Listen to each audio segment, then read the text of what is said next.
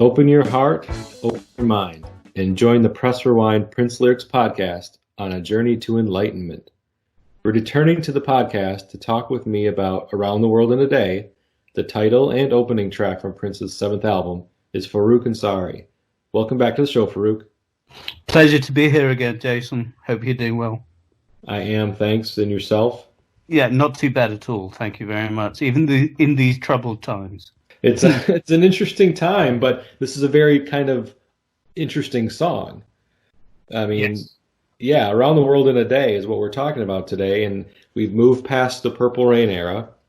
We're now on to the next thing, just like Prince was wont to do. He'd like to move on and not really kind of revisit past glories or even past sounds, and he certainly didn't do that with this album. It was released in spring of 1985, like immediately after the Purple Rain tour ended abruptly. I guess Prince had decided he was done with the tour before it was originally intended to be completed, and he wanted to get this album out and start promoting this record.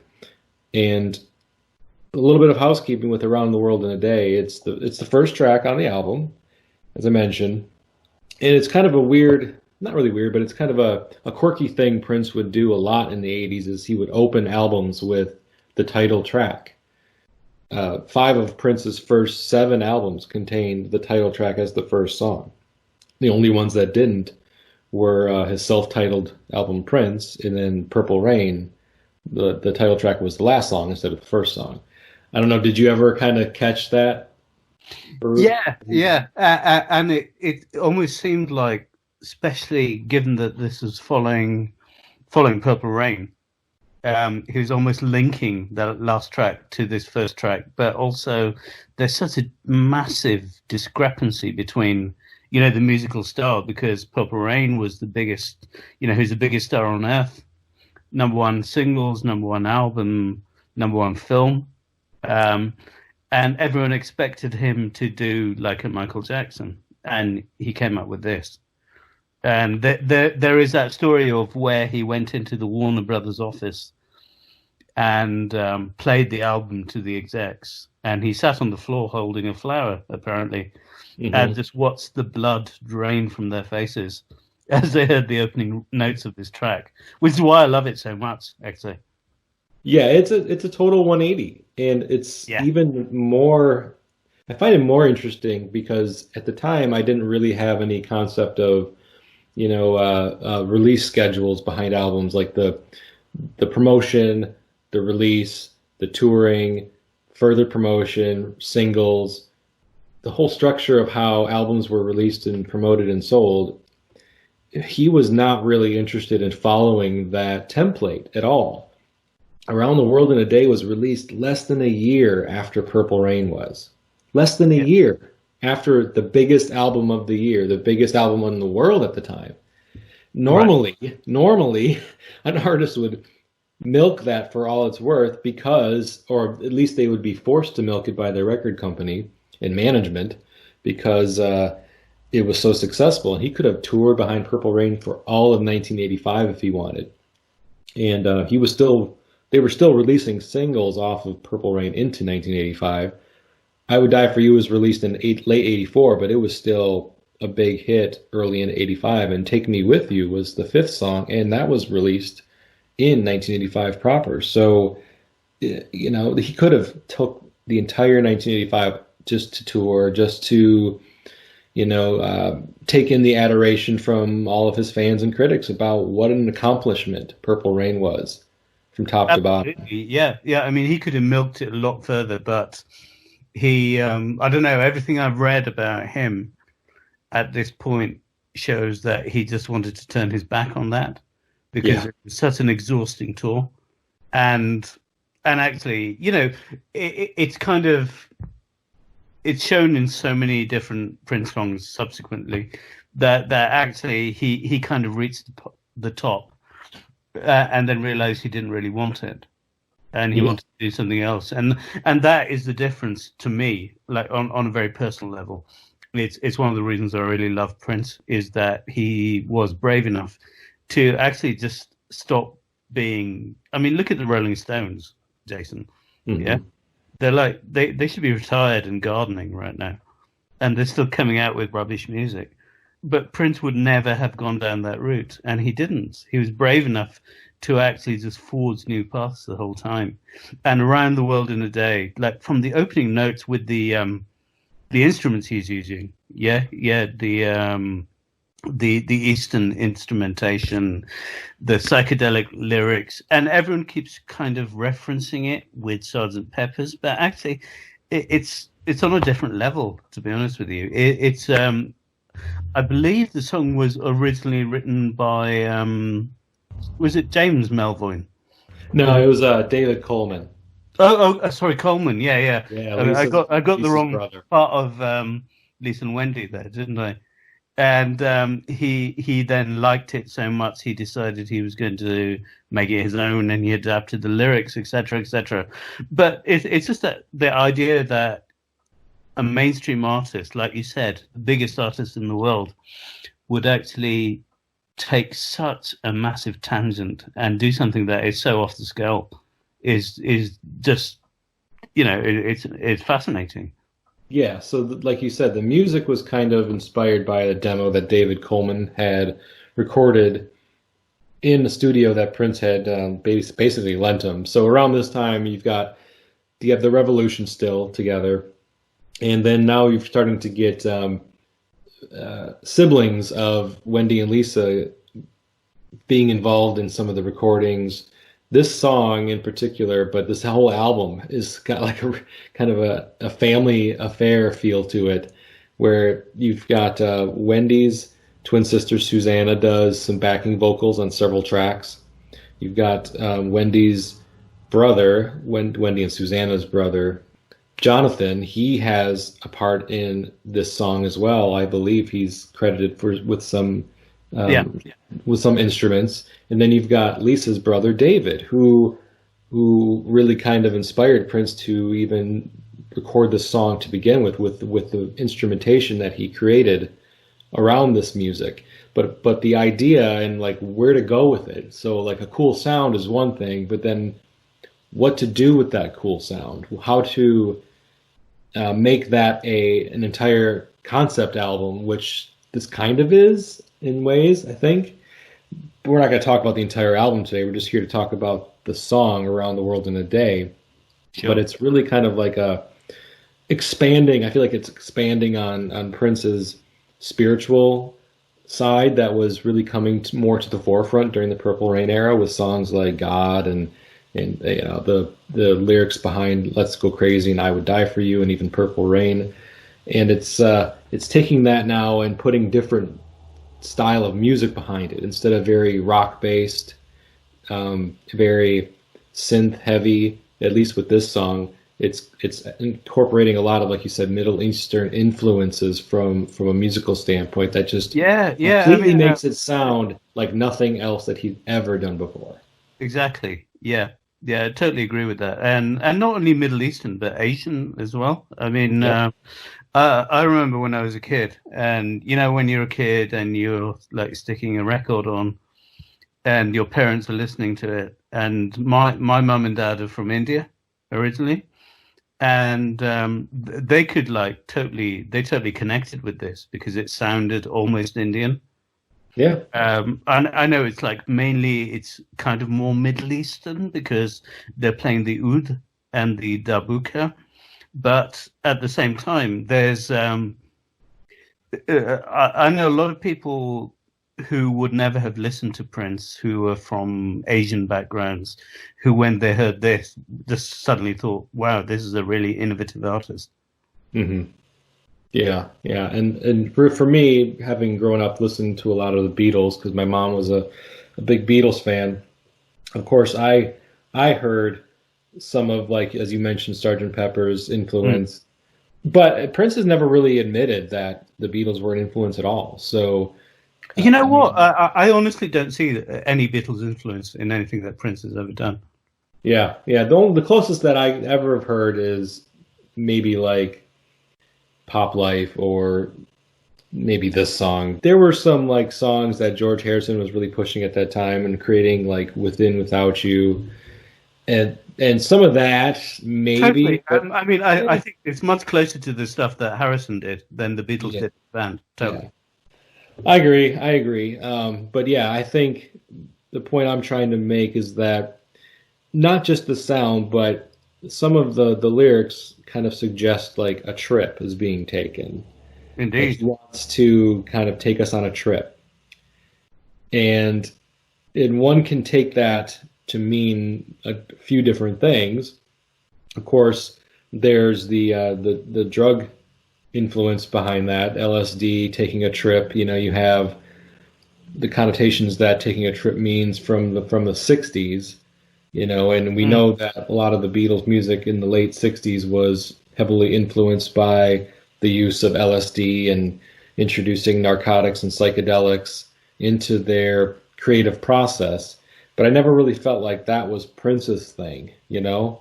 Um, Even though these lyrics, one could interpret them or misinterpret them as being a song about psychedelic drugs.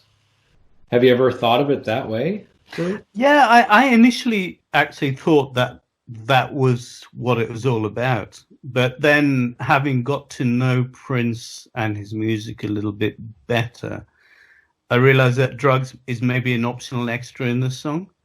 So, when it says open your heart, open your mind, the train is leaving all day, that's to me, that's a broader statement about Prince's view on spirituality. But that's the interesting thing about this song. Like people who maybe haven't studied Prince the way we have might just quickly toss us in the pile of Prince exploring with psychedelic drugs, and But this is like you said, LSD, right? yeah, Yeah, exactly. But would be the obvious thing. Like some people interpreting Yellow Submarine by the Beatles or something like that. Uh, yes, but actually, when you look at the lyrics, it is more about that whole unique Prince take on the world, which is about spirituality, and it's not necessarily connected with, taking drugs or getting off your head. It's about understanding the universe in a different way. yeah, and I think it's very clever, the use of the title "Around the World in a Day." I mean, of course, I instantly go to the Jules Verne novel "Around the World in 80 Days," and this is just a take on that. And in order to take a trip around the world in a day, you have to assume that that is all in the mind. Then this is a trip that you're taking in your mind. This is a trip that cannot be physically taken. It's impossible to travel to circumnavigate the entire globe in one day. Exactly. So the only way you can do that is through your mind, through some sort of higher consciousness that you've been able to attain through, well, I guess the question is through what? So we're saying that Prince is wanting to take us. So he says, open your heart, open your mind. A train is leaving all day. So a train implies that we're being taken on a trip, as we already mentioned. Wonderful trip through our time, and laughter is all you pay. So we already know off the bat this is not your standard trip around the world where you're flying an airplane or taking a boat or a train, because those all require some sort of monetary compensation for that trip. Here he's just saying laughter is the only thing you have to pay to be able to go on this trip.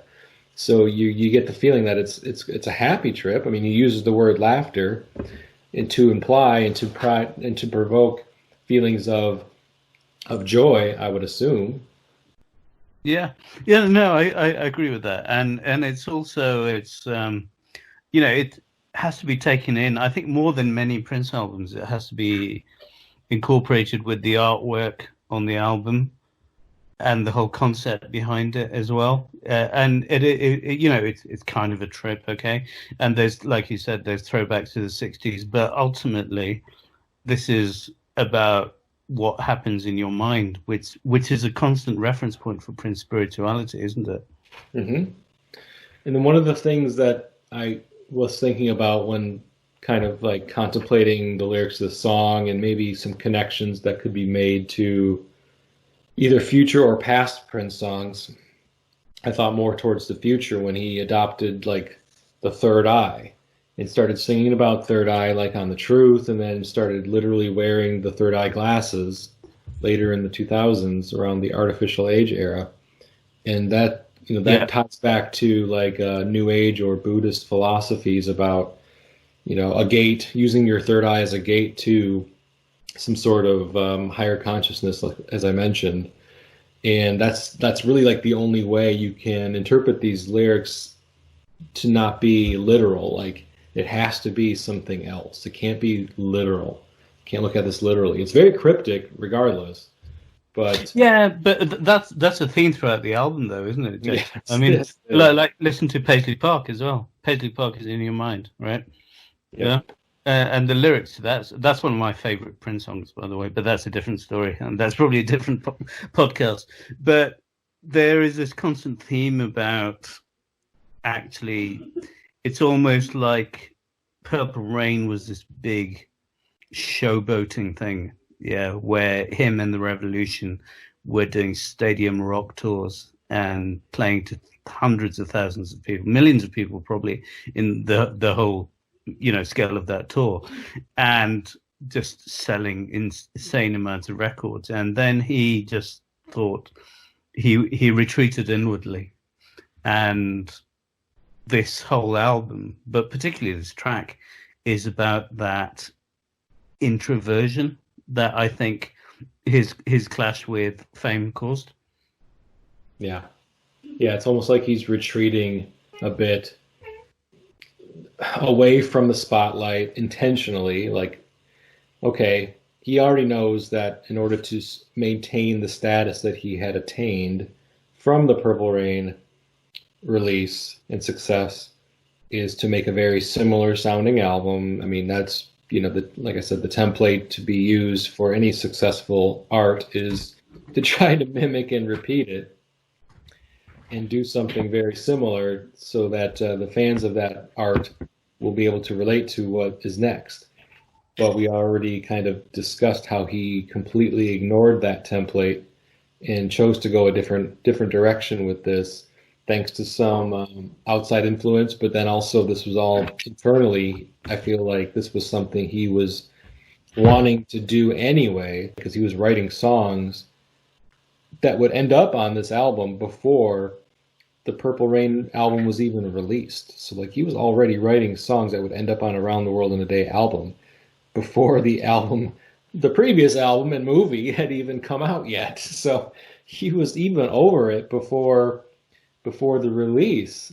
But then once it was released and it blew up, I feel like the direction then was cemented, probably like, this is what I need to do. I need to take a completely different direction. I think the interesting thing is how radical that change of direction actually was. Yeah, so from radical, you mean just like the sound or the concept behind the lyrics, or all the above? Well, I think all of them. I mean, the sound is innately related to the concept, isn't it?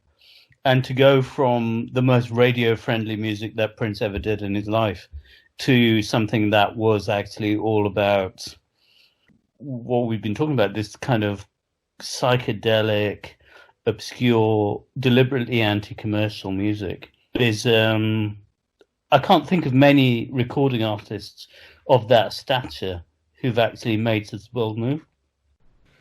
And considering that this was the first song on the album, it really it was going to elicit a very dramatic response amongst fans. Like this song wasn't buried like towards the back end of the album or anything. The back end of the album is filled with all of the really spiritual, overtly spiritual songs.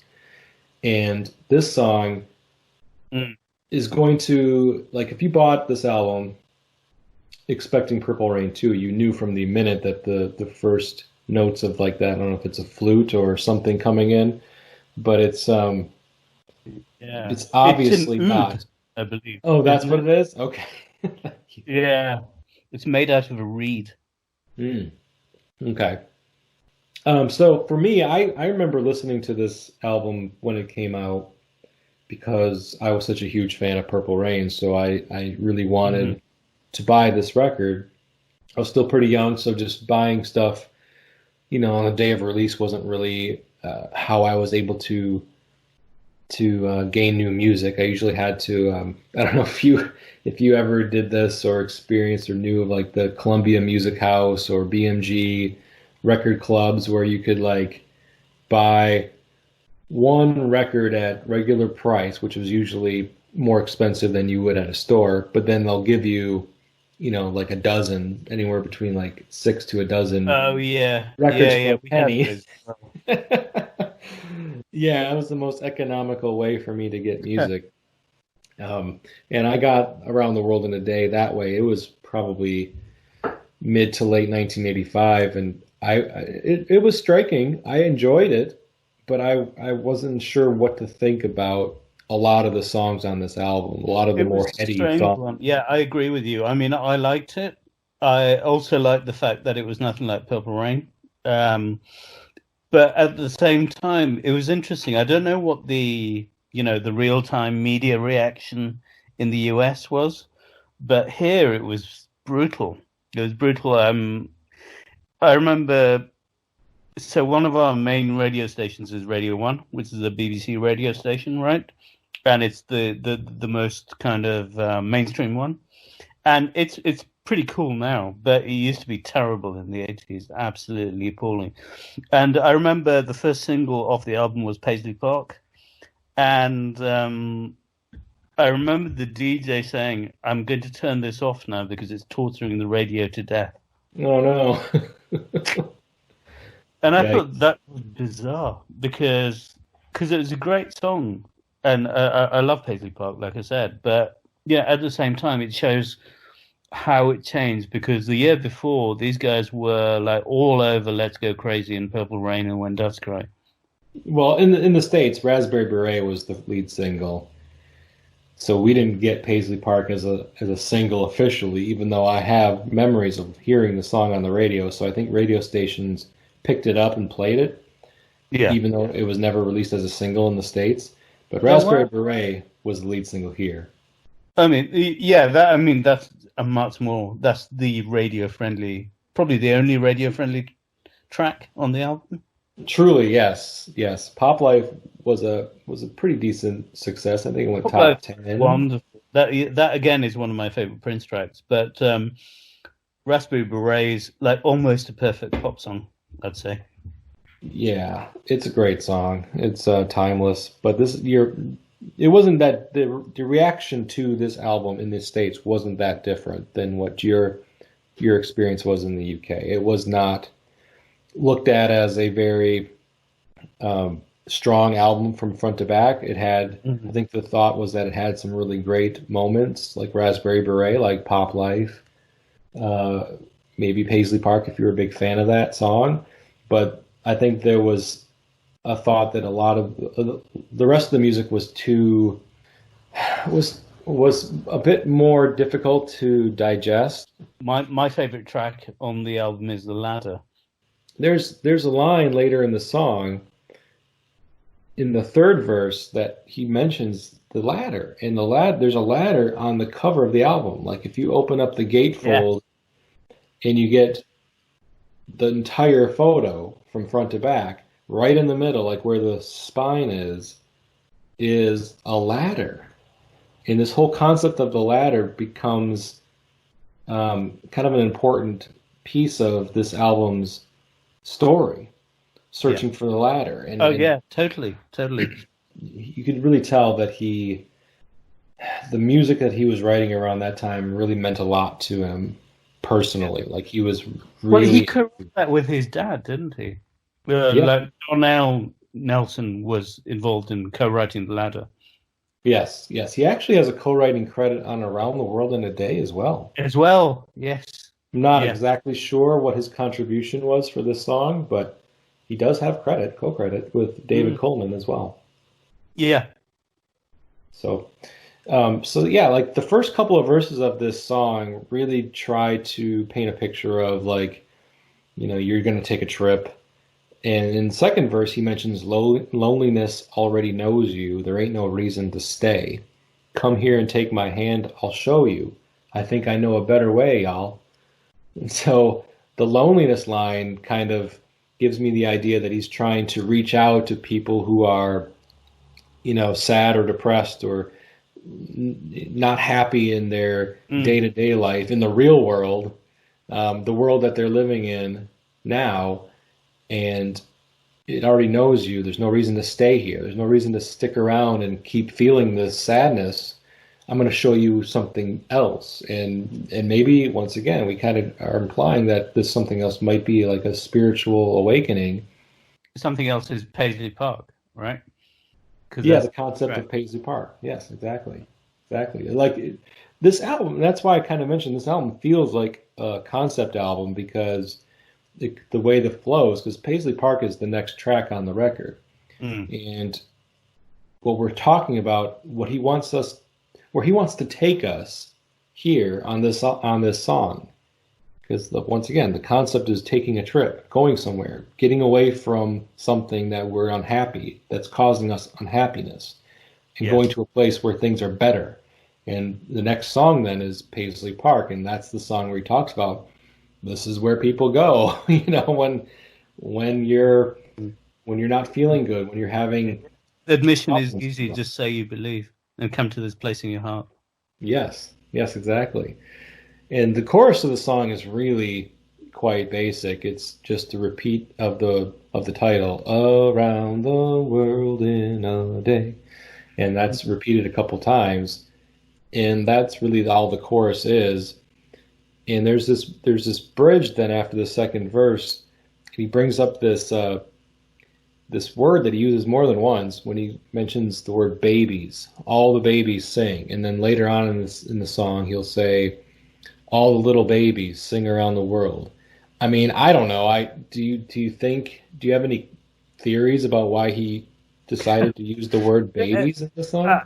I honestly don't, to be honest with you, Jason.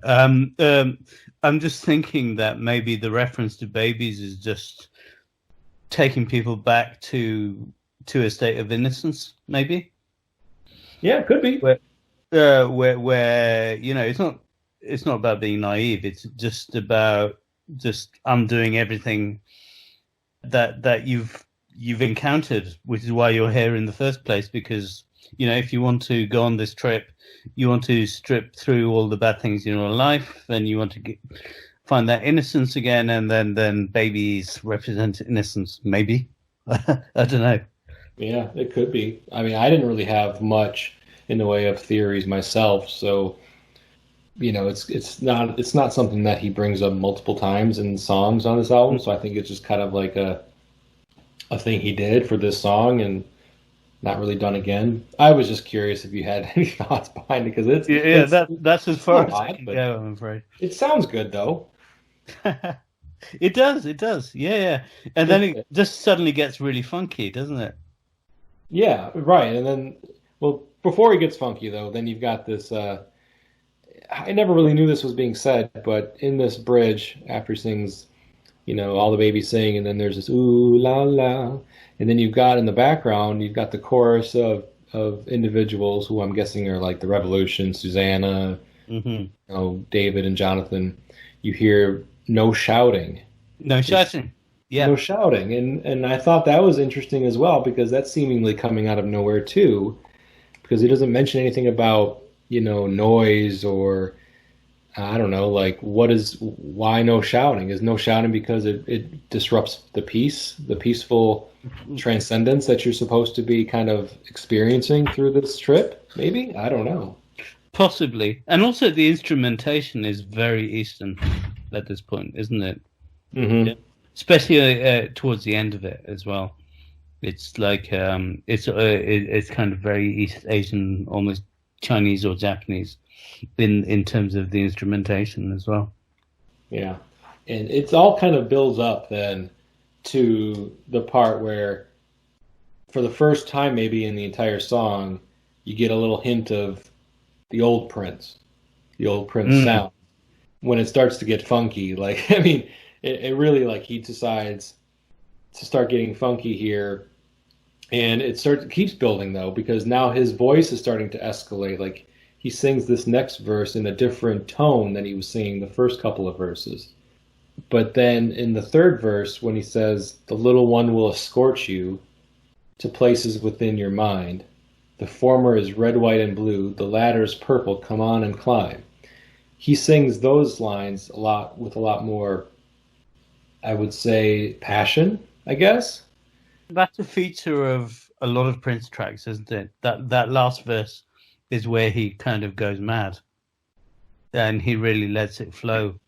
But in this case, yeah, this is like, I think, this is an intro to the album. This is an intro to Paisley Park and Condition of the Heart and The Ladder and all the other Tambourine and all the other songs. And like you say, Jason, it's absolutely a concept album, isn't it? And I think so, yeah. And he's just stepping it up. And then the way it leads into Paisley Park, like I said, I'm a huge Paisley Park fan, so it just works really well. I find it amusing though that he refers to himself as the little one. He's always had that though, hasn't he? There's this tongue-in-cheek thing about, people who don't understand Prince think he's arrogant and he's showing off, but actually people like you and I, and hopefully people who listen to this podcast who know Prince, who've listened to his music, know that a lot of this stuff is not serious. He's got this amazing sense of humor. As we say in England, he takes the piss out of himself. Yes, even when he's singing a song with some seriousness to it, like you get the impression this is a serious song up to this point. But even then, he like you mentioned, he likes to insert some sort of humor, even if you don't really catch it right away. Because I will admit, verse 3, some of the lines are difficult to understand because of the music behind it and the way he's singing them. And it totally makes sense because, once again, Prince's height has never been something that was a big secret, so everybody knows that he's a short man. So to refer to himself as the little one will escort you, and it makes sense because this whole song he's talking about wanting to lead us somewhere. So places within your mind. Once again, we've got the whole concept of a higher consciousness. And going somewhere in the mind and out of your body, taking your mind and heart to different places. And the former is red, white, and blue, so we're getting a kind of a reference, I'm assuming, that's a really flag line, isn't it? Yeah, I get references to just like the American flag, red, white, and blue. Yeah, that leads into America later in the album, doesn't it? Yes. Right. So there are multiple ties to different songs on this album within the lyrics to this opening song, and which is, if you're not really paying attention, you might not catch it, but there's multiple references to future songs on the record in this song. And then the final line of this verse, "The ladder is purple, come on and climb." So you got another reference to the ladder, taking the ladder, which is basically the theme of the concept album of Around the World in a Day, besides maybe Paisley Park, is this ladder concept. This is why I think it's one of the cleverest Prince albums ever, because, like you say, it is like a concept album. Yeah. Yes, but very much so. It avoids the overindulgence of those stupid 70s concept albums that people like Led Zeppelin used to do. Yeah, it's still tight. All the songs are not 18 minutes long. And especially coming off the back, like we said, coming off the back of Purple Rain, it's actually remarkable. Yeah, the concept behind this, I'm assuming that, kind of like as I mentioned, the concepts were in his head, like where he wanted to go next, and maybe he was struggling to find a musical direction for it in some ways. And Around the World in a Day, gave him like that vision. The music in this, like I really want to keep exploring the sounds that this particular song invokes, and it matches completely. Like the sound of the song matches the lyrics completely. Like the lyrics wouldn't really seemingly fit on a big bombastic rock song. I don't think, because the lyrics are much more. They're much more philosophical, I guess. Yeah, philosophical, and the other word I'd use is maybe, Jason, introspective. Yes. And I think the music matches those ideas and those concepts much more than like a big rock song, or even a really like synthetic funk song like he was making around the 1999 era. I don't think that kind of music would have matched the lyrics to the song either. No, so it wouldn't match Let's Pretend We're Married, would it? No, not exactly. So one other thing I wanted to bring up after the third verse is, this is where then also that he has that musical break. It's after he says, what I think he says at least, "Say Papa, I think I want to dance." Do you know what part I'm talking about? That's what I think he says as well. Yeah. Okay. Yes, I do agree that Papa is what I hear as well. And knowing that John L. had some piece in the writing of the song, because he was given credit, I guess I have to assume that that's what he's saying, and he's potentially referring to his dad. I don't know. That's my theory as well, actually. Going back to that conversation we had a few minutes earlier about John L. Nelson being involved in this album.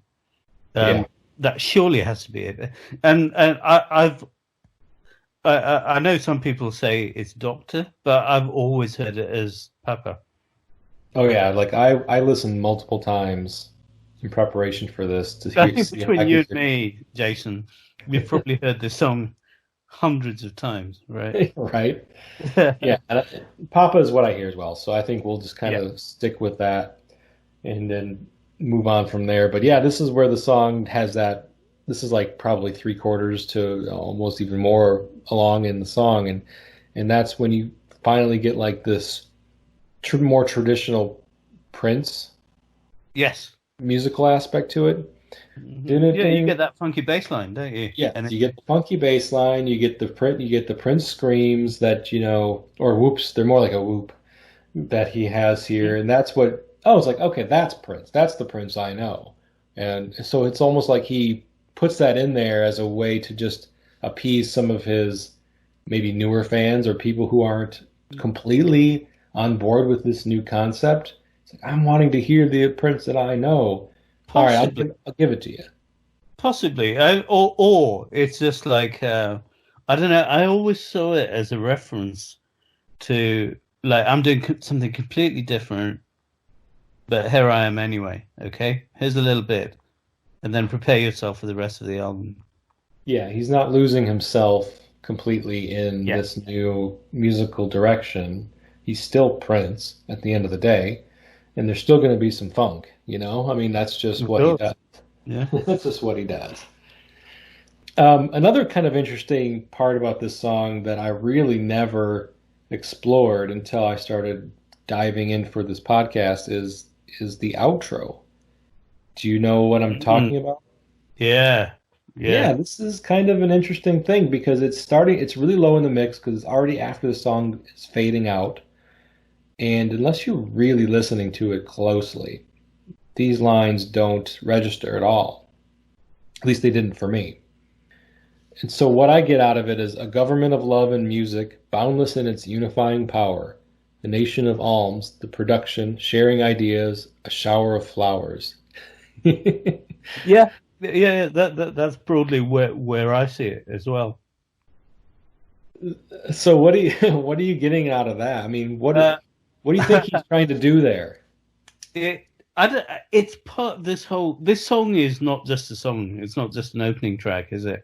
It's a manifesto for what Prince believes the world should be and what music should be about. And this is just him spelling it out, I think, before it leads into the rest of the album. Yeah, it's exactly how I get from it. It's a manifesto, but it's interesting that even though it comes across like that, because he's basically, it's like a mission statement, like somebody wrote it down. Yeah. How do we want to describe? It's like he had Prince and the Revolution had like a retreat where they had to come up with 2 lines mission statement that describes the new direction of the band and the music. That's part of what they came up with. Yeah.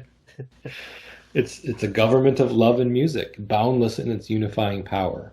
Okay, so that's, you kind of get like, he wants to use the concepts of love and music to unite people. And then the nation of alms, production, sharing ideas, a shower of flowers. So the sharing of ideas is just like the idea, like he always talked about Paisley Park as being that, a place where people can come together and share music, share ideas, share themselves with each other in I use the word safe space, but that's what Paisley Park was meant to be, a safe space to do that, to be yourself and learn from each other as well. That's right. Yeah. And the shower of flowers is just going back to where he kind of was at that time. Like you'd related the story about how when playing this album for record executives during a very kind of private listening party, they were tossing flowers out into the crowd, and I think there was a lot of flowers on the floor. That's what I read, at least. So there was this idea of flowers as being like this symbol that was being thrown around literally.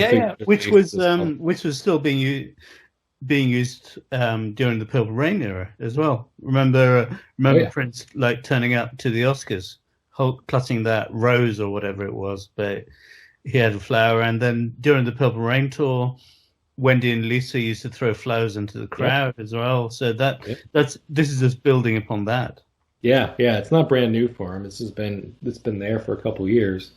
It's just it's just interesting, I think, because there's also tied to the old phrase flower power that was kind of it was used as like a hippie statement, a hippie manifesto. And in Prince's history with hippies in the traditional 60s sense wasn't always positive. Like felt like he had some disdain for their ideas. And I harken back to the line from All the Critics Love You in New York, where he says, like, look up all your hippies, you ain't you ain't he ain't sharp as me. It ain't about the tripping, but the sexuality. Turn it up. Yeah, so it was almost like he's saying, stop with the drug use to get to get high. Yeah. I'm using sexuality now as the new drug. And so, but he's taking a lot of it, even though he seemed to have some disdain for the old ways of thinking of hippies from his previous generation, he still must have liked or thought that there was value in some of the concepts. He's definitely taken a lot of reference points from that whole kind of, that Haight Asbury thing with flowers and just the clothes that they wore, the Jimi Hendrix references. So okay, maybe he had an issue with the drug taking or the acid or whatever. But actually, a lot of what he did, especially around the World in a Day and Purple Rain, and 1999, obviously, with All the Critics Love You in New York, is massively inspired by that whole old school hippie movement. Yeah. Mm-hmm. Yes, he is. It's pretty clear, I think. And this song for me it's not my favorite song on the album, but it's a great opening track to give the listener an idea of the concepts and theories that are going to be expanded upon through future tracks. It sets the tone, kind of like you're not going to get a Purple Rain 2 right off the bat. And that's okay. He wants us to go on a trip with him, and the trip is this album, really. Is what I get from it. Around the World in a Day. I totally agree. It's an intro, and likewise, I think it's a great track, but I don't think it's by any means the best song on the album. You know, like pretty much every other song on the album is probably better. I've never been a huge fan of Condition of the Heart, but pretty much every other song on the album is probably better than this, I think. You know, like Tambourine, where he's playing the drums, that's just an incredible track. Yeah. America is an amazing track. We've talked about the other ones before. My favorite track is The Ladder. And Temptation is mad as well. It's just like a completely insane track. But this, like you say, Jason, just sets the tone for what is about to unfold, which is something that is entirely different from Purple Rain or 1999 or Controversy or Dirty Mind. It's something that probably a lot of people did not expect when they bought the latest Prince album. But it's Prince being Prince and just being unpredictable and zigging and zagging and swerving away from what people expect him to be. And that's what makes him one of the greatest artists ever. Yeah, I mean, here we are talking about this album 35 years later, and it's not because it's Purple Rain 2. We're talking about it because it is completely its own unique thing. And what we ended up getting was a very creative, interesting concept album that was so different than what had just come out 9 months earlier. And I still can't get past that. That just would never happen in 2020. It just would never happen. No. You couldn't have something that big and then flip it around 9 months later and just go a completely different direction. The record companies wouldn't allow it. There'd be so many people, artist management, and that would really discourage doing what Prince did here in 1985 by releasing this album. And I'm very thankful because now, 35 years later, the whole concept of, or the whole release cycle and touring, none of that matters anymore because it's so far in the past. So all we're left with is the music, and we're left with a ton of music because Prince decided to ignore a lot of the more traditional ways of dealing with success. He ignored it and he went down his own path. And what we're left with is an album that I'm really excited to talk about. The album Around the World in a Day has some really great lyrics, and this is just the start. And I'm thrilled to be able to do this album. This is one of my favorite Prince albums. Like you say, it's such an act of artistic bravery to create something like this, especially after coming off the back of, everyone expecting him to be the next Michael Jackson. And if they weren't expecting him that, they were expecting some kind of like rock-based album like Purple Rain. And he just put it into reverse gear and he didn't care. And there was this level of creativity after this where, Parade, and then Sign of the Times, and then the Black Album, etc., etc. He was on a roll, and he was almost the most untouchable artist in the world at this point. And to listen to this album and to listen to this track is just, like you say, 35 years ago, and I can't believe it's 35 years ago. But yeah, it is stunning. And I doubt this will ever be matched by any artist ever again. Well said. All right, Farouk, we have come to the end of the song, end of the lyrics. Did you have any final thoughts? I feel like you've pretty well summarized, but I want to give you an opportunity to say anything else about the song if you so chose to. I think I've probably said, Jason, what I needed to say. The only thing I would say was just, when I first listened to this song, when it came out, I was surprised, and the level of surprise was something that led me to like absolutely adore Prince as an artist, because I realized he was doing stuff that no one else had the guts to do. He was changing tack. He was playing with different genres. He was experimenting with different instruments. He didn't care, because he was so self-confident. And I think that's the main reason why we all love Prince, right? Mm-hmm. That's why I do. I love the fact that he never got boring. You know, I mean, Right. it's impossible to be bored of the directions that the man took with his music.